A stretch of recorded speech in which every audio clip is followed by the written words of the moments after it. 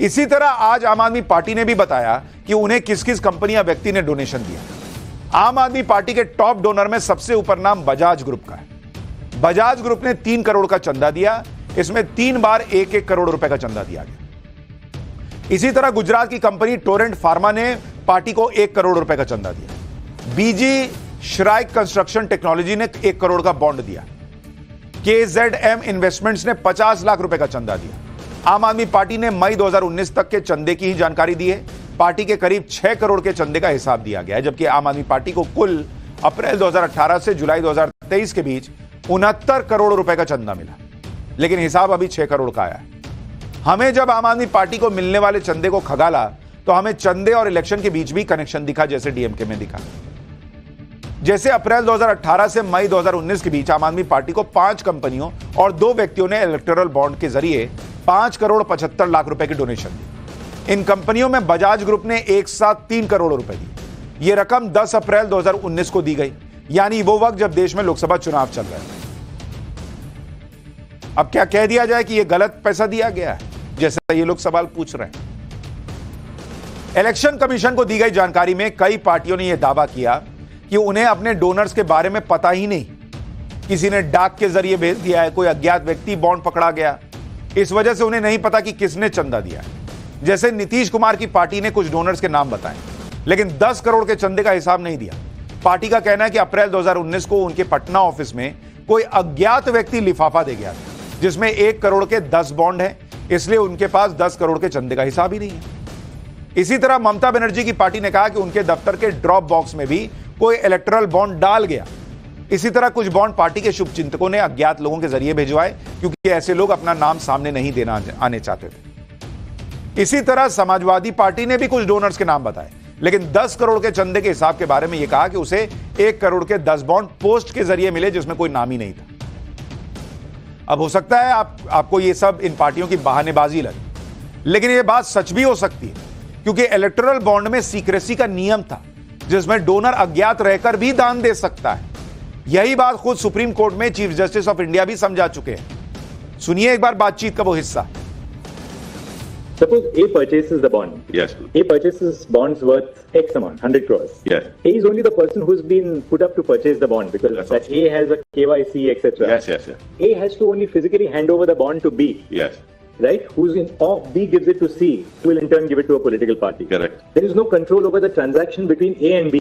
Yes. So B can trade on that bond for cash or for Yes. whatever other consideration. Yes. B acquires that bond. Yes. B hands it over to a political party. Yes. Or B gives it to C and C hands it over to a political party. Yes. The person who satisfied the requirement of the transaction being through the normal banking channels is A, the purchaser, the ostensible purchaser of the bond. Correct. But this does not obviate the fact that the people who are really Behind it. Yes. that they have used authorized banking channels. Yes. यानी खुद court में चर्चा में यह बात निकल कर आई कि यह संभव है कि पॉलिटिकल पार्टीज को पता न चले कि किसने चंदा दिया है। हालांकि बीजेपी और कांग्रेस जैसी बड़ी पार्टियों ने अभी तक अपने डोनर की जानकारी नहीं दी है। बीजेपी ने representation of people act 1951, RBI act और इनकम टैक्स एक्ट का हवाला देते हुए डोनर्स का नाम बताने से मना कर दिया। वहीं कांग्रेस, जो चुनावी चंदे पर जबरदस्त राजनीति कर रही है, नरेंद्र मोदी को घेर रही है, चंदे और के जरिए वसूली का आरोप लगा रही है, वो खुद अपने डोनर्स का नाम नहीं बता पा रही। कांग्रेस ने एसबीआई को लेटर लिखा और कहा कि एसबीआई कांग्रेस के डोनर और इलेक्टोरल बॉन्ड के ट्रांजैक्शन का डेटा दे दे।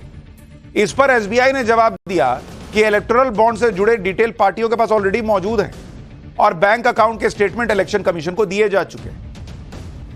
यानी होना तो यह चाहिए था कि पीएम मोदी पर सवाल उठाते हुए कांग्रेस अपने डोनर्स का नाम दिखाती, तब ना पक्ष मजबूत होता, जैसे विपक्ष की बाकी पार्टियों ने किया। लेकिन कांग्रेस सिर्फ माहौल ही बना रही। जब कांग्रेस नेता जयराम रमेश से पूछा गया कि चंदा तो कांग्रेस को भी मिला, तो जयराम रमेश ने कहा कि सीबीआई, ईडी या इनकम टैक्स उनके कंट्रोल में नहीं है और ना ही उनके पास हाईवे, पोर्ट जैसे बड़े बड़े कॉन्ट्रैक्ट देने की ताकत है। क्यों बॉस?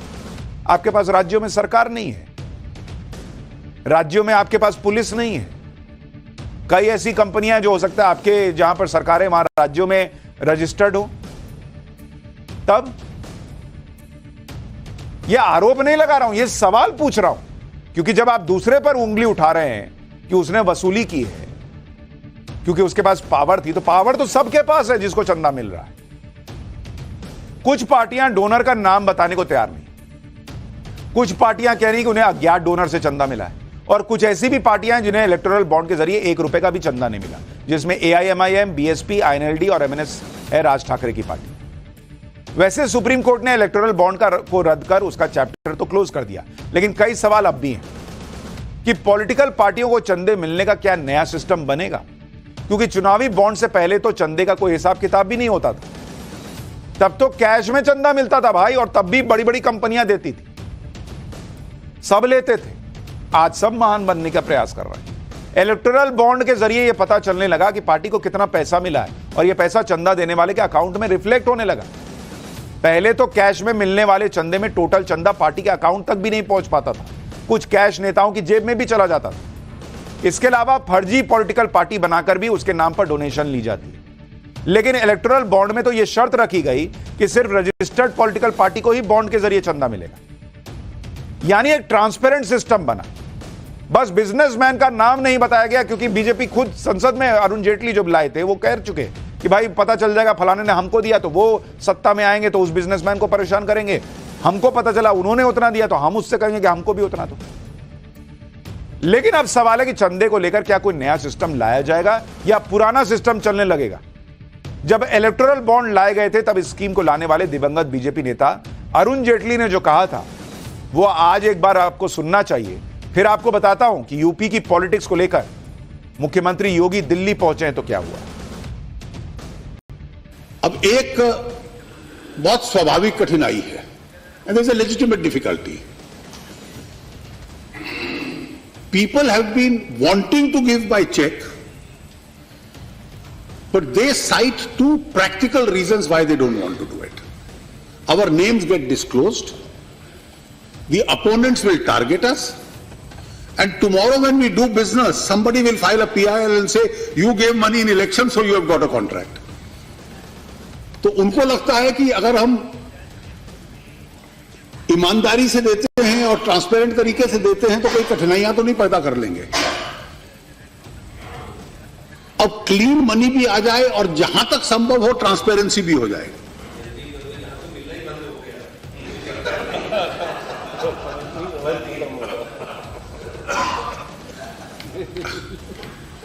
तो इसलिए ये दोनों तरीकों से एक हम लोगों ने सुझाव इलेक्टोरल बॉन्ड्स का रखा है, और जो कल्पना है कि इलेक्टोरल बॉन्ड्स केवल चेक के माध्यम से कोई भी डोनर खरीद सकता है, जो खरीदेगा उसको उतनी टैक्स में छूट मिलेगी, खरीदारी के कुछ समय के भीतर, छोटे समय में 3 या 4 सप्ताह में वो रिडीमेबल होगा, केवल पॉलिटिकल पार्टी के अकाउंट में होगा, और केवल हर पार्टी का एक अकाउंट होगा जो प्री डिक्लेयर्ड होगा इलेक्शन कमीशन में, इसमें रिडीमेबल होगा। तो पार्टी के हाथ में भी क्लीन पैसा आएगा, देने वाला भी क्लीन पैसा देगा।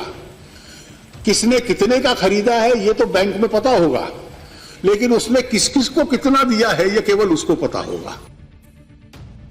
यानी पहले के एक बड़े ही उलझे हुए सिस्टम को सुलझाकर और ट्रांसपेरेंट सिस्टम बनाने का प्रयास हुआ कि जो पैसा दे रहा है वो भी रिकॉर्ड में रहेगा, जो बना रहा, जो उसको इनकैश करा रहा है उसका भी डिटेल रहेगा, सब सरकार के मतलब सिस्टम में रहेगा।